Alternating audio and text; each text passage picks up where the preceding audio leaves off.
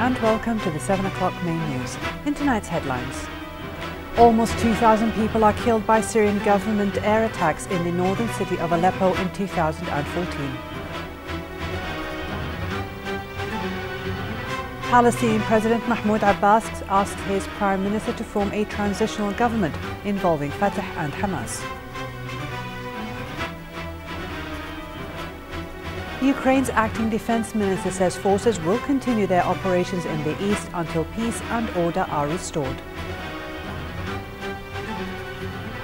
And the Thai army says the law must be enforced to keep peace and order as it takes all civilian cases to the military court. Organised by the Ministry of Foreign Affairs and under the auspices of the Under-Secretary Khalid Sulaiman Jarallah, a specialised two-day workshop aimed at raising the awareness of humanitarian works concluded recently its activities with an award ceremony to the organisation and entities that participated in the event. The workshop was held in collaboration with the Office for the Coordination of Humanitarian Affairs of the United Nations, or the OCHA. More in the following report by Hiba Abdurrahman. Under the patronage of the Under-Secretary of the Ministry of Foreign Affairs, Khalid Sulaiman Jarallah, and in coordination with the Office of the Coordination of Humanitarian Affairs of the United Nations, OCHA, the specialized workshop that was organized by the Ministry of Foreign Affairs was concluded in the headquarters of the Saud Nasser Sabah Kuwaiti Diplomat Institute.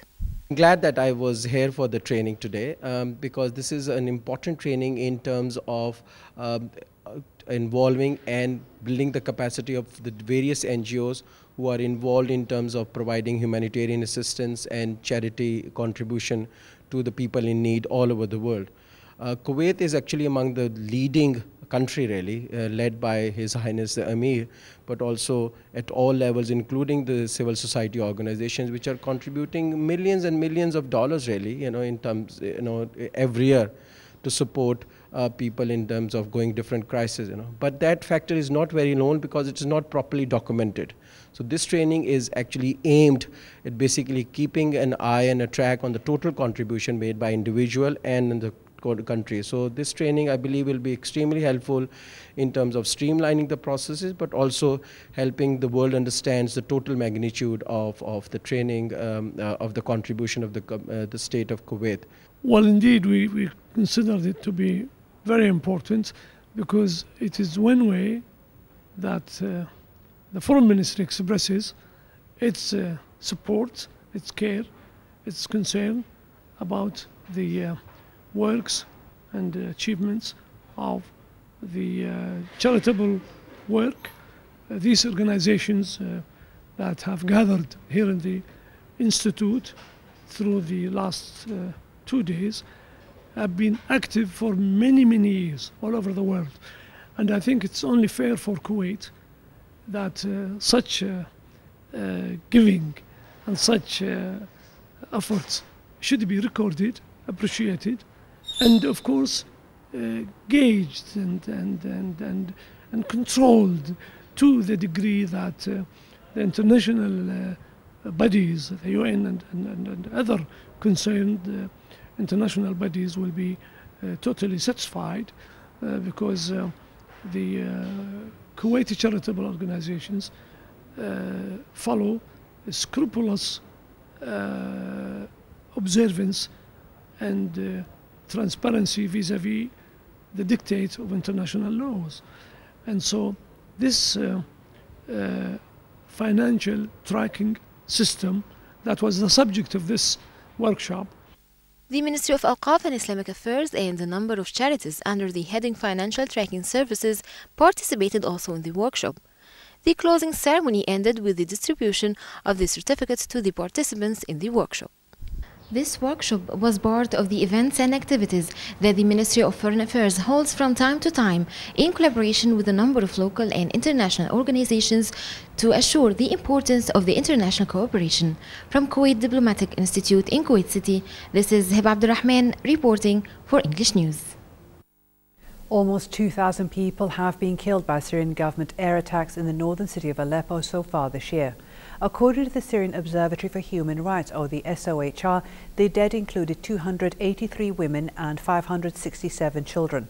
The Syrian Air Force has used so-called barrel bombs dropped from aircraft to try to put down a rebellion against the regime. Aleppo has seen fierce fighting since the rebel offensive in the area in 2012. The UK-based SOHR said 1,963 people had been killed in Syria's largest city and the surrounding area since January.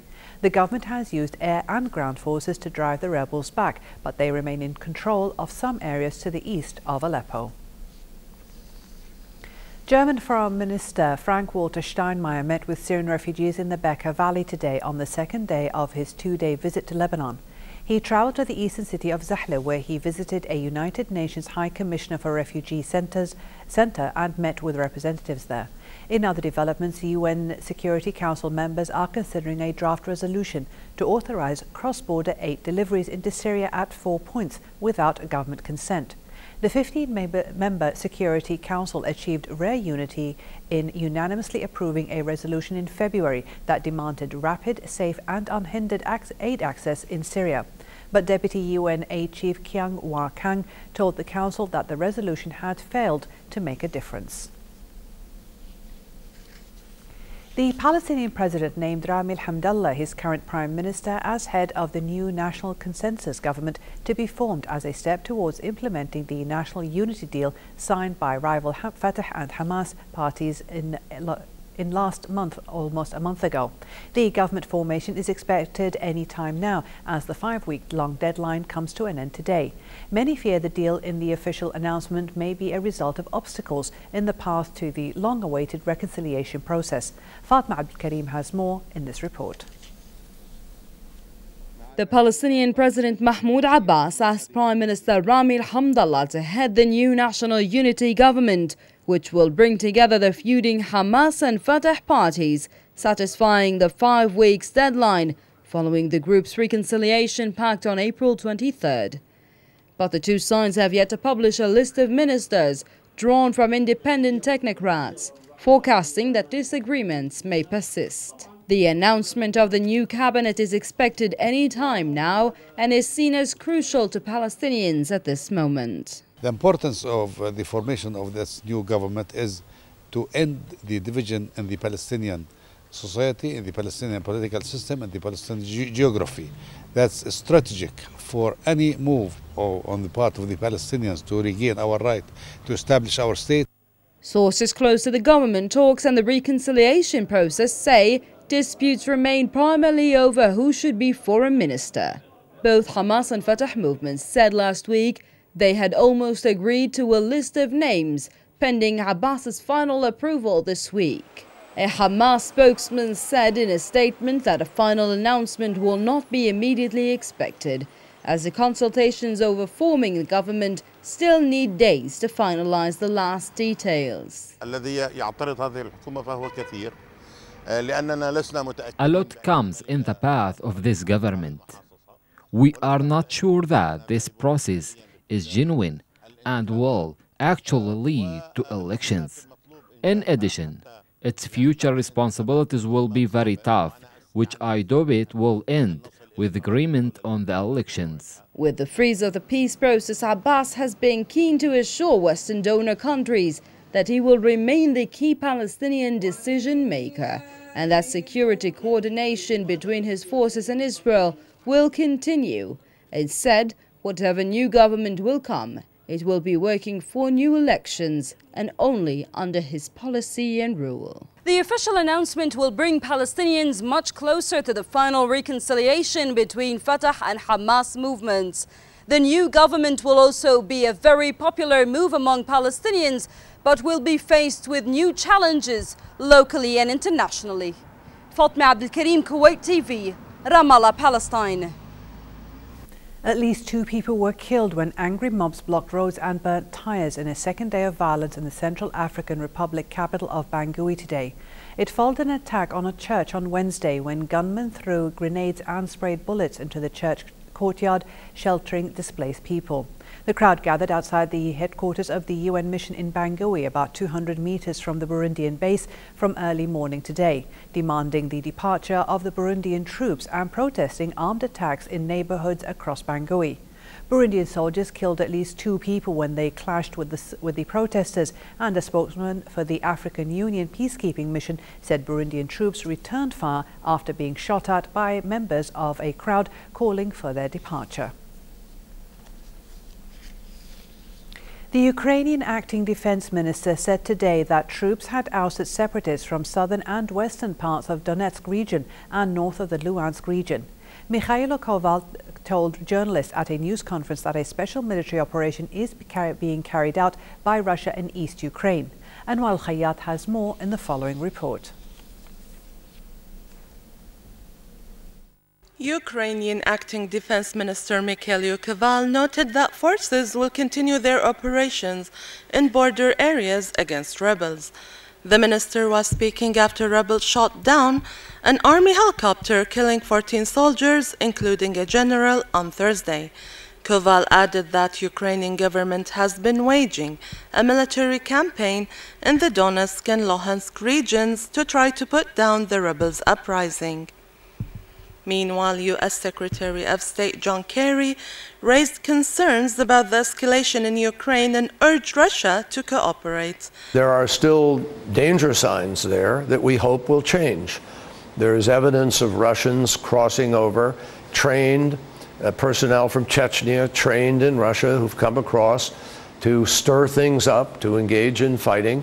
We hope the Russians would actually engage more proactively in efforts to now try to de-escalate, take advantage of the election, build a road forward where Ukraine becomes a bridge between the West and the East. In other developments, and under a Russian threat to cut gas supplies, the EU Commission said officials from Russia, Ukraine, and the European Union are to meet in Berlin for a new round of talks and on a new EU proposal. The announcement comes just days before a deadline set by Russia to cut gas supplies if Kiev fails to make an advance payment. The gas dispute is set against a wider context of tensions between Russia and Ukraine over the occupation of Crimea. Thailand's army said today that the law must be enforced to ensure peace and order, and insisted that the judicial procedure at a military court under martial law is the same as a civilian court.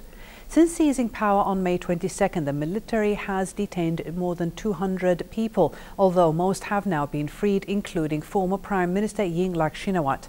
The military said those released have to tell the military of their whereabouts and travel plans, and have promised not to organize demonstrations.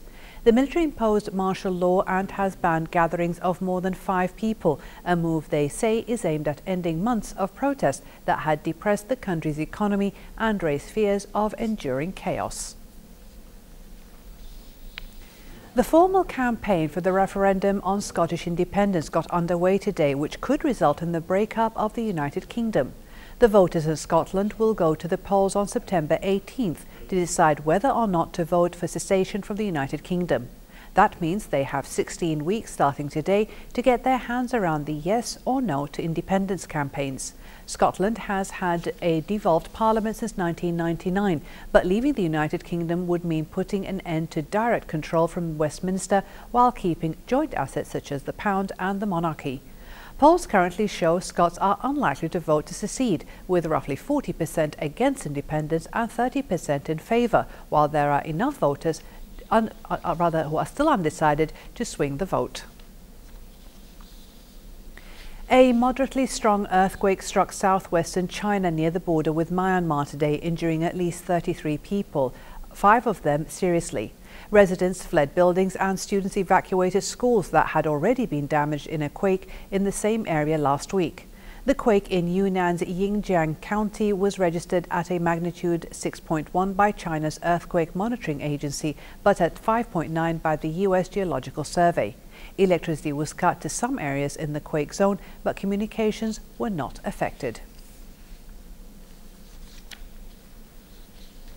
Official figures have shown that India's economic growth has remained subdued due to largely to a slowdown in the manufacturing sector. The economy grew at an annual 4.6% between January and March, below analyst forecasts and the same pace as the previous quarter. For the full 2013-2014 financial year, growth was 4.7%, the second straight year of sub-5% expansion. The manufacturing sector contracted at an annualized rate of 1.4% over the quarter, while the mining sector shrank by 0.4%, and the offsetting this was a 6.3% growth in the agricultural section. Many economists are upbeat and expect growth to increase on the back of the election of new Prime Minister Narendra Modi, who has pledged to boost growth. The Ministry of Interior's General Traffic Affairs Department is trying to address three aspects of the traffic problem in Kuwait, which has the highest accident-related death rates in the world, namely the engineering, the supervisory and the strategic aspects. Aside from CCTV cameras, the ministry has over 230 traffic light, speeding and mobile cameras in various locations where there are high mortality rates or car accidents to catch violators. Sarah Glab has more in this special report. Recently, the General Traffic Affairs Department has deployed a wide array of the most sophisticated road safety devices, including high-tech speed cameras, radars, smart patrols and operation centers, to constantly control and monitor traffic on Kuwait's roads. We have around 20 cars.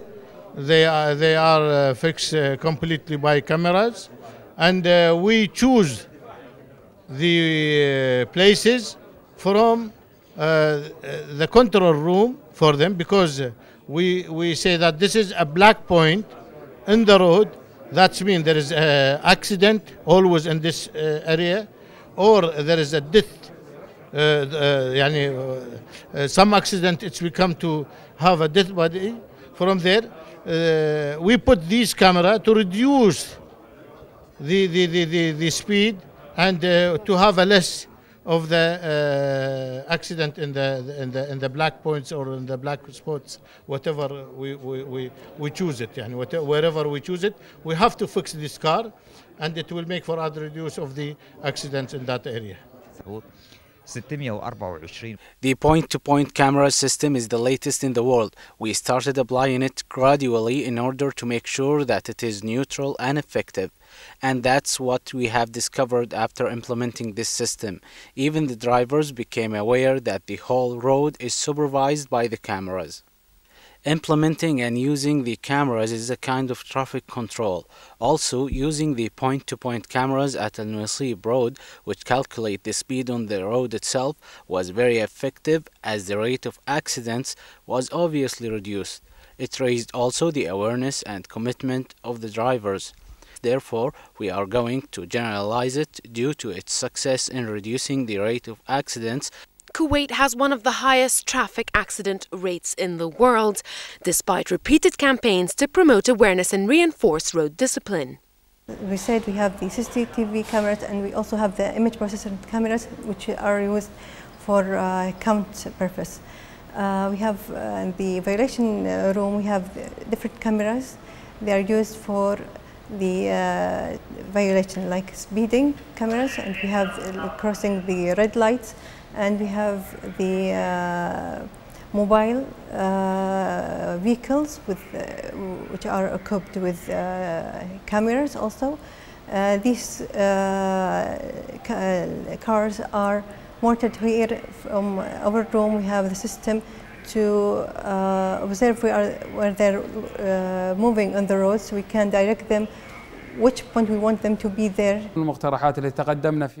Now we have implemented the new point-to-point system, initially on the first ring road and then on Nasib Road, to ensure that drivers adhere to the speed limit at all times.